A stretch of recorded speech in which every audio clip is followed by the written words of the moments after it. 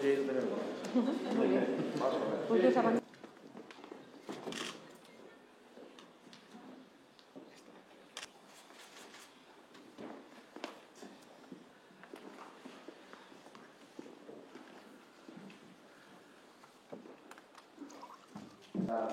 Pocos, pero también desde aquí mandamos un saludo muy especialmente la presencia del presidente. A este empeño y siguiendo, desde luego, por la propia Universidad de Santiago y su rector.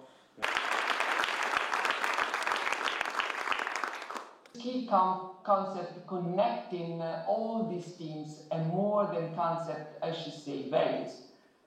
Y de Alejandro y Ana Torres, secretario de Estado de Educación, que conformamos esta... Nacional y noveno Iberoamericano de Pedagogía, conjuntamente.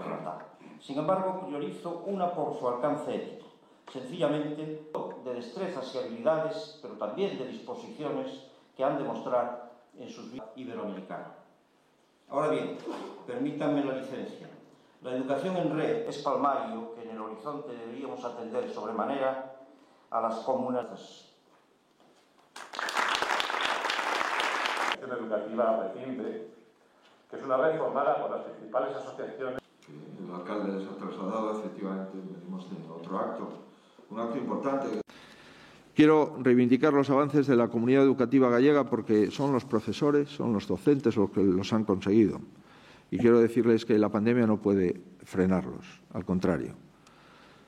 Galicia ha trabajado con la mejor calidad, equidad e innovación que hemos sido capaces y ahora nos ponemos a disposición para intentar seguir aprendiendo.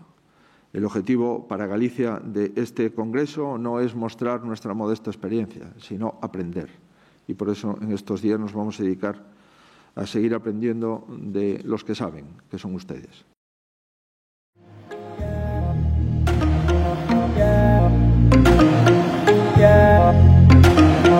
Yeah.